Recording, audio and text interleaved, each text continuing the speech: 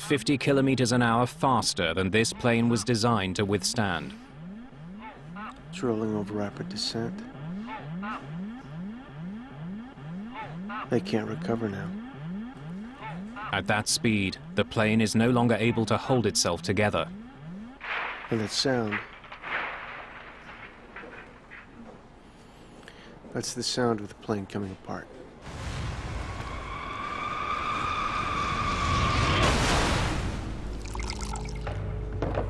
The black boxes have revealed how Flight 574 crashed. But they also raise crucial questions. It's just one error after another. There was ample opportunity, ample time for the pilots to correct the situation.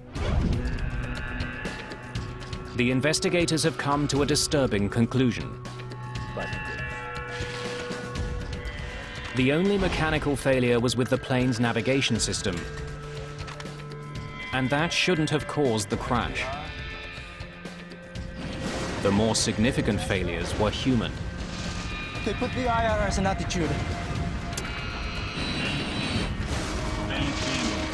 But why should qualified pilots make these disastrous mistakes? Don't turn it! This is our heading! To find these answers, investigators must look at the airline itself.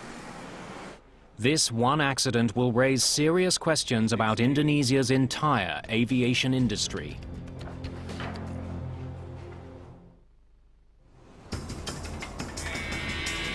Investigators turn their attention from the actions of the pilots on Flight 574 to the airline that employed them, Adam Air. They meet with the owners. Front wings. Adam Air was founded in 2002 by a wealthy businesswoman named Sandra Ang. Ang named the airline after her son, Adam, whom she also appointed as the company's president. We need to know more about your training program. The investigators interview Adam Air pilots. Did the airline provide any training on recovery procedures in the event of an IRS failure? No. They want to find out more about how the airline trained its flight crews. What about recovery techniques? IRS troubleshooting? No? What they uncover is disturbing. We could not find any evidence that the pilot was properly trained when they have a sudden disengaging autopilot or when they're flying with the IRS failure.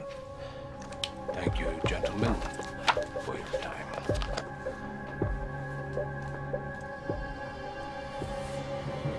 As they dig deeper, investigators find an airline plagued with safety issues. 11 months before the Adam Air crash, in February 2006, another Adam Air plane, Flight 782, flew off course the same way as Flight 574. That crew was also getting faulty navigation data. But they couldn't even reach controllers on the radio. They couldn't get directions. They were badly lost for 3 hours. The crew was trying to find where they were. The ATC was trying to find where they were. And they were over the water. Like Flight 574, they had a malfunctioning IRS. In the end, the plane landed almost 500 kilometers south of where it should have been. They just continued until they found an island. And they had an airport, and then they said, okay, we have to land there, otherwise we don't know where we're going to go.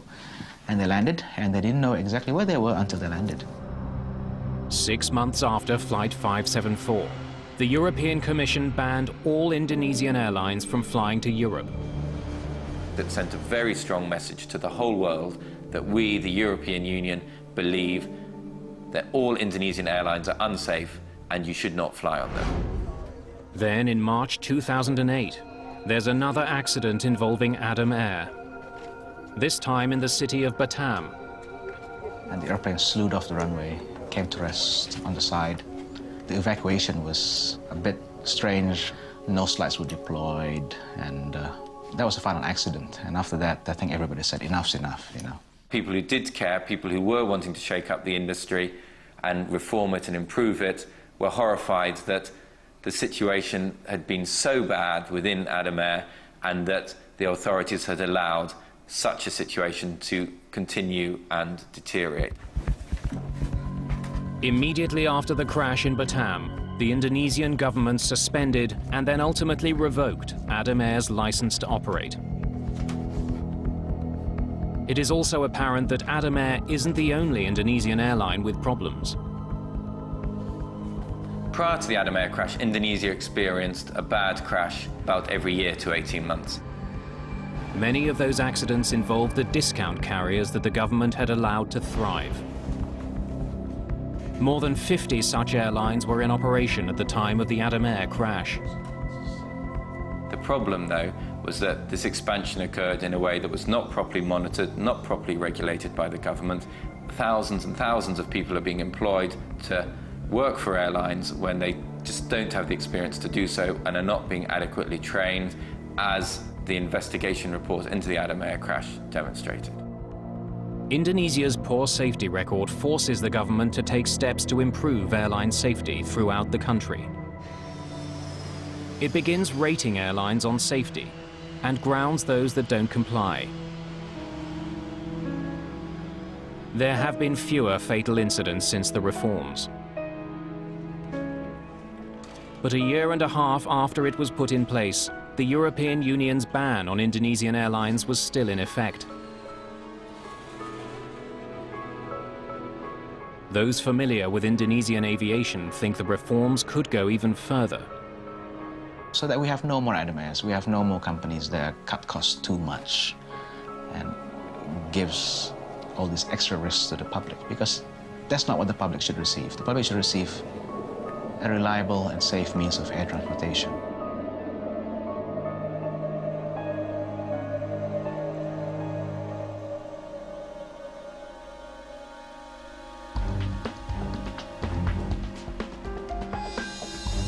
Don't touch the remote, there's no commercial break coming up, but another gripping episode of Air Crash Investigation. Ditch the plane. Fasten those seatbelts.